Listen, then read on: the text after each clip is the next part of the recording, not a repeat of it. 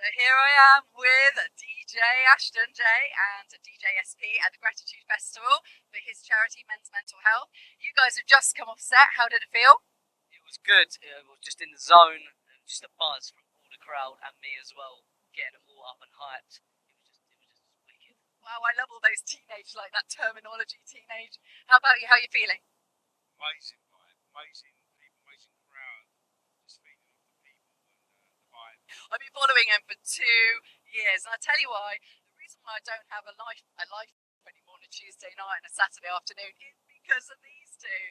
So we are going to get rewind back in time now. So Ashden, I'm going to talk a little bit seriously with you because your journey through music hasn't always been a happy one, has it? It started somewhere, but now it's happy and positive. But can you tell us a little bit about how you got into DJing, please? When I was younger, I just used to listen to my dad's records. Then I went off it for a little while. And then when I was about 8 or 9, I got back into listening to house music. And then when I was about 11, I got a little controller, and I just loved it from there. And then just got better and better. And then I'm here now. So it's part of your musical journey. So we do need to talk about it. So how did you get your first decks? So when I was a bit younger, Make a Wish got me my first decks, which was CDJ 1000s, and I've just got better from there through. And then I got given them at Centre Force, and it was just amazing. Got to play on there for the first time when I was about 11, and then just got bigger and better from there. Amazing, Ash. So you must be really proud of your son going from having cancer, which is obviously a very serious thing at that age, and how do you feel about your son now playing back to back? Amazing moments, just knowing that he's a man now, he's a grown man in the music industry. He's learned, he's got his own personality and the vibe. Everything he does is him. I just can't ask for much more. He just amazes me every time he goes up there. He just does something else amazing up there, and the crowds just absolutely love him. Just his persona and everything. And was your dad your inspiration, or was it someone else? Be careful what you say here. No, not really. I just got into it, and then obviously started learning to DJ, and then I just was like, I've just been watching videos on everyone, and then I've just when I was in year 8, Future DJ come in, and then I've just learned from there. But they didn't teach me; I was teaching them more. But they still taught me the basics of everything, and then got all the electrical side of everything, and then I basically know everything now. Your dad's taught you by ear as well as for digital, hasn't he?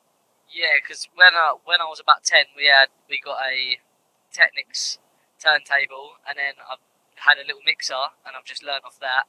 And then when I got the CDJs, it was just easy.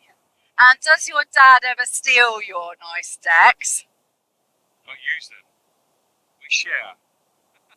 Really? Or do you just nick them and run off to a gig? Come on, Ashden, be honest here. Yeah, sometimes it just is what it is. Because they're good decks, you might as well use them. That's what it is. Well, you're a deck shot, man. So can I just ask, what's your biggest achievement so far, and what's your sort of goal in 5 years' time?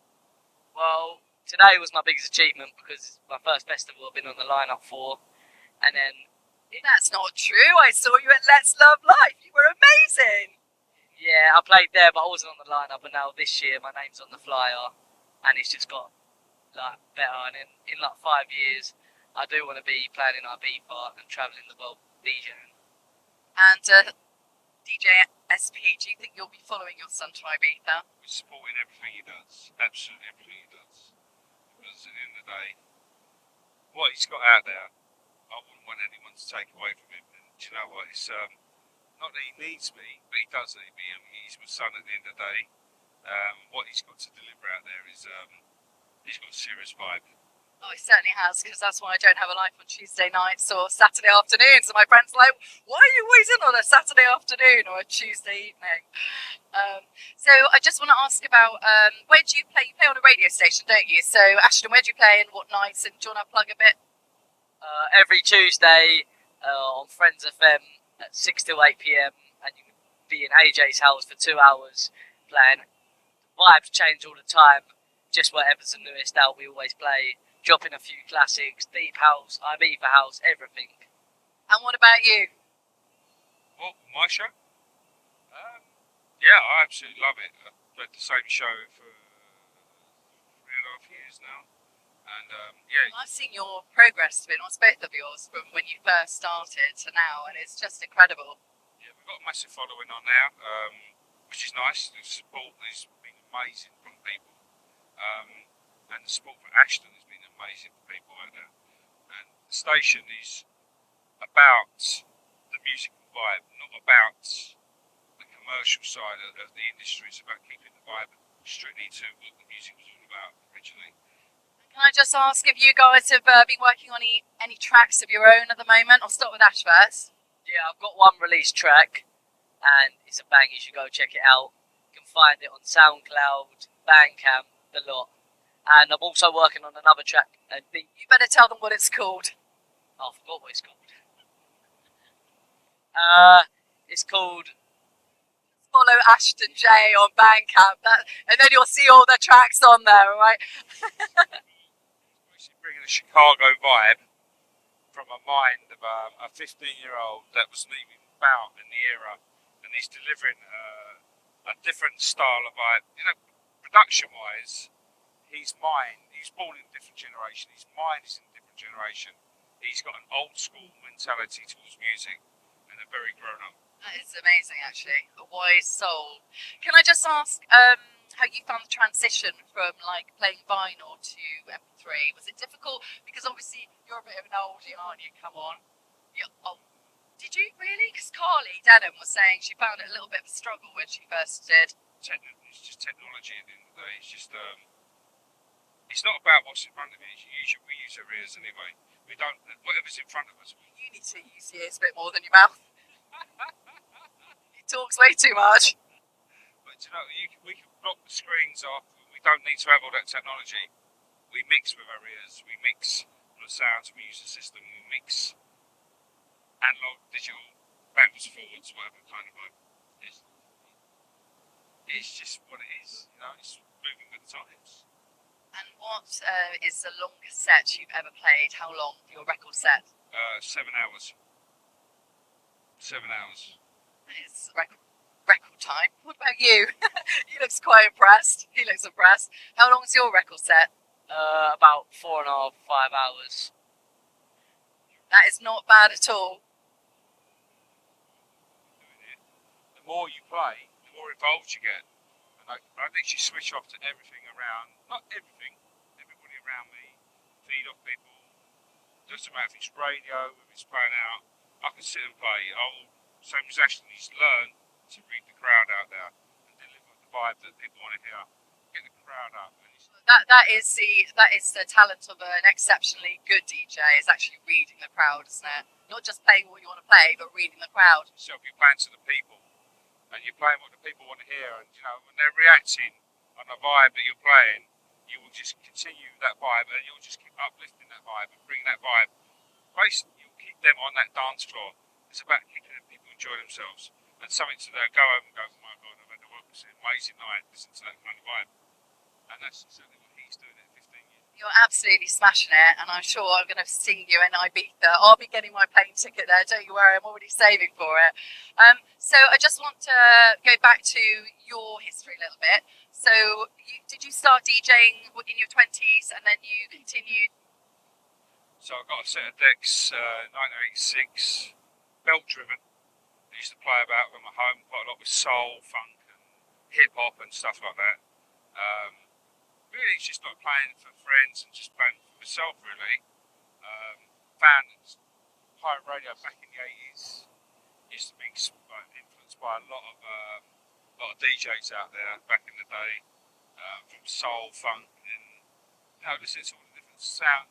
So sorry, so when did you get into, like, because you're taking, I mean, obviously you're supporting Ashton with his DJ journey, but is it a hobby for you, or is it actually something you want to do as well professionally? If that direction came, I'd go with it, you know, I'll just go with the flow. I don't expect anything from it, I just want to deliver a good vibe to the people, and so if the vibe becomes more prominent, then I'll be delivering the vibe in a different way. So where have you played in London clubs so far? XOYO, played a lot in the Maidstone Kent area, at different venues, Essex area, a lot of private parties, stuff like that. Yeah. Who would you like to play alongside the most? Most famous DJ? Most famous DJ. I think if he was still alive this day, Paul Trouble Anderson. Absolutely amazing DJ. The guy delivered. I grew up with the pirate radio scene and listening to the vibe that these DJs played. But he always said that it's not the vibes of house music, it's dance music. And dance music is a genre, which is boy band. So you can put anything you want into a category. And that's exactly what we do. And Ashden, sorry, I'm going to stop you there because I don't want to leave Ashden out. So Ashden, out of all the super clubs in London, which is the one that you would most like to play in? Definitely 93 Street East, E1, or 338.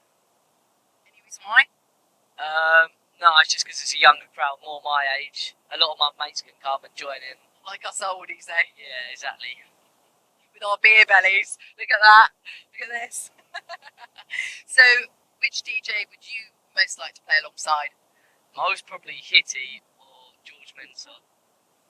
Just because I just like the vibe that they play, and I just the tracks George Mensah has done, they're just unreal. And he also has done some good reworks of everything, and they're just up my street, so I'd love to play alongside them. Have you done any reworks? I'm doing a rework at the minute on a track from Bel Air, and you just have to wait and listen to it. Oh, I'm excited. I love the last one. It was, their 99p. I actually paid £5 for it, didn't I, Ash? And then I bought it again recently, £5 as well. I'm a big follower. And are you working on any tracks at the moment, Paul? Yeah, I've been working on lots of different stuff. Probably more just to play out tracks, so it's different. Being a bit exclusive with the vibe out there. It's not just about just getting the tracks that everyone else is playing out there. It's about playing a different kind of sound and reworking and making the sound work with your set and stuff like that. I have noticed that about you because when I listen to your sets, I sometimes try to Shazam them and I can't find it. And I'm like, I can't find that track. And it's really annoying, but that's the sign of a fantastic DJ. And you do find tracks that I then hear other DJs playing about 3 weeks later, and I think that was on DJ SP's show. That's amazing. We do stuff, and other people do get onto the bandwagon. What we're doing, we play tracks, but we tend to run 2 or 3 tracks together at the same time. It's a little bit more out the open, so not just being on a streamline with it. It's about having fun, having music and enjoying sound. Today you did just that, didn't you? You played some real underground tracks that no one's heard before, is that right? Yeah, some different sort of cuts of the tracks, and yeah, it opened some ears up there. There's definitely some people in there jumping around to that vibe, and oh my god, check that tune. But we try to start the commercial route of the vibe and try and keep it quite underground. So the station we play on was always about the underground vibe. I absolutely love you guys. I mean, like I said, I do actually not have a life, and my friends are getting really annoyed with me now. So I am actually going to have to leave the house on Saturdays and Tuesdays. Now, one more thing. Ashden, turn away, please, because I'm going to do something very naughty, pull something out of my bra. So I've got, I've got some funny questions here. And let's start with Ash. Pick a number between 1 and 18. So, if you were an animal, which animal would you be and why?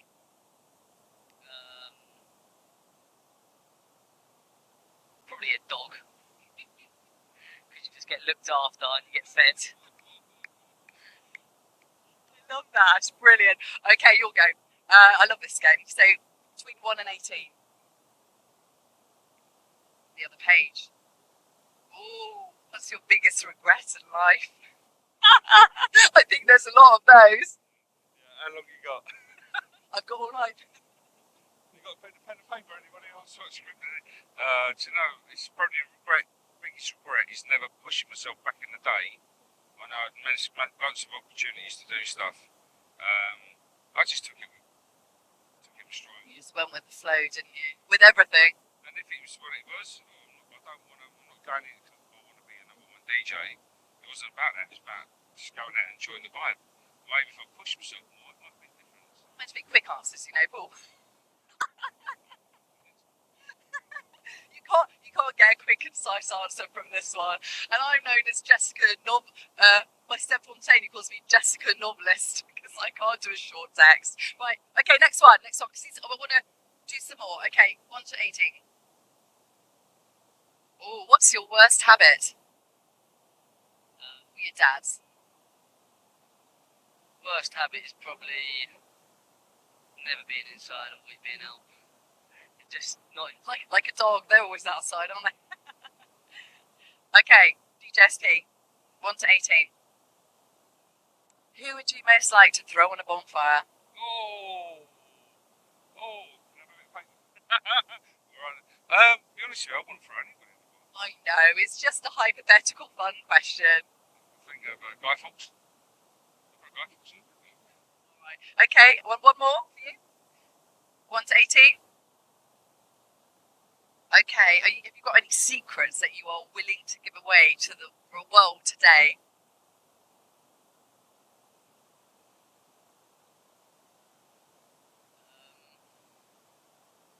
It must be one. No, I don't really have secrets. Number 16.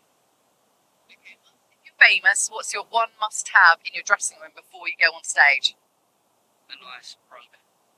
Nice what? Rug. Rug! What to roll around in? Yeah, a nice one to have a nice relaxing sleep. I've never heard something so funny. I love that. Okay, one more for you. 1 to 18. Go on, make it a goodie. Drum roll. Little drum roll. 18. That's unlucky. That's unlucky for some, Paul. Okay. I want a funny story from one of your funniest stories from Ibiza. Oh! Is that a little snort? Had a little snort there. We could ask Lee. Go on, funniest story. Yeah, I went away for my 50th with the boys. And as you do, we're all going out. There's a group, we're all the same group. I think third day in, is it second day, third day in? I think I went missing for 48 hours. I probably... You meant to be looking at me and the camera, not everyone that's not on the film. Every single club night that you could probably imagine a day party in Ibiza. Probably hit about 17, 18 venues in the 48-hour period. That was interesting. Ended up with a boat for a little bit. I don't know anything like that, but I got back on it again. Right, I've done all the fun stories. There's one more serious thing I want to talk about now. So we're here supporting his charity for men's mental health. I just want to know if there's any personal reasons why you're both supporting it. So first of all, you, Ash. Just that not enough men speak out about everything, and I think music's a good way to express like your feelings, and it just can just relax you with anything. And so I think this is a good way to like promote his charity and men's health, like across the world and everything. It's a really good answer. Thank you, Ashden. And what about you, Paul? Have you had any personal experiences or even friends who may have, there's been a lot of sadness during COVID, who people are taking their lives, so... Do you know what, for gratitude for his charity, trying to deliver the message through music, which I've been a privilege to be involved since 2019. You have your hair shaved off for his charity. Shaved off. To raise... Wait for the microphone. I know he's like getting really eager and talking, but wait for the microphone. Yeah, so, we done an event down in Maidstone to raise money at a club. A few DJs and stuff like that. And basically, it was hair shaved, the hair shaved up, not just myself. I did watch it online, by the way. We both done it to raise money. We raised quite a lot of money apparently for mental health, just we both had them out. So it's quite... So it's kind of like half grown back. You've got this sort of style where, I don't know, I'm not sure what style it is at the moment, but... Half and half. Well, look, thank you. It's been an absolute pleasure. You absolutely smashed it. But it's been a really fantastic interview. Thank you very much.